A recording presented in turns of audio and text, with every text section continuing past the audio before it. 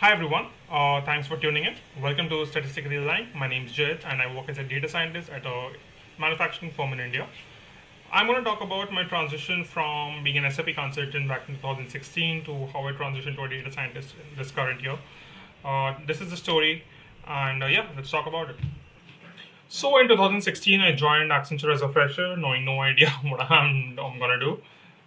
Yeah, and I was put into the SAP, right?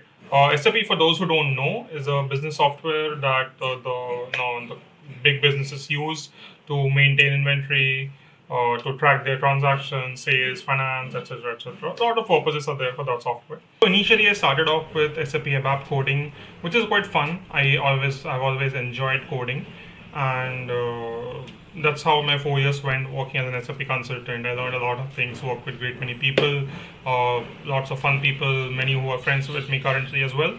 And yeah, I did enjoy my while then, but professionally speaking, I could not see how my career is growing. I mean, uh, that there were on-site chances for me. I mean, I was too young, I guess. But yeah, there were not many on-site chances, and often these projects are coin toss, right? I did not get an on-site for many years, whereas a lot of my friends went to Europe and Japan, etc. They got to travel and see the company in person, right? I miss those opportunities, but bygones be bygones. My reason number one for transition is the lack of open source availability of SAP.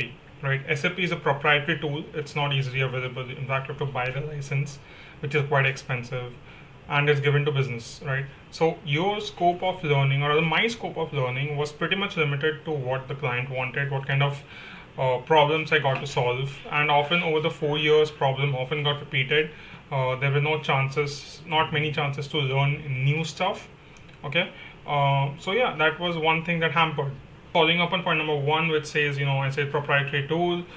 Similarly here, unlike in data science, you can set up environments for yourself for you to learn, and there are multiple courses, and there's ample opportunities to learn. You can have projects of your own. You can showcase projects of your own. So this ease of learning is what attracted me even more to moving to data science.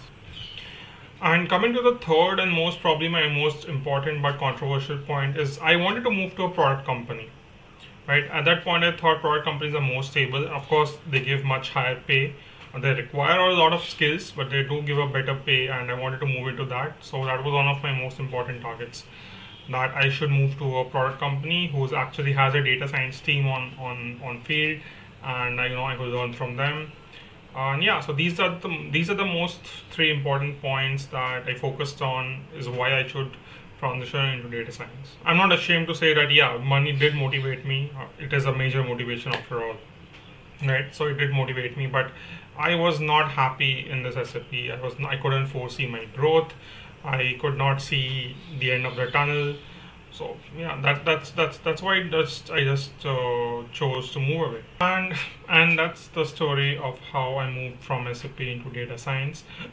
And thanks for watching until here. Thanks for tuning in. I'll see you in the next video.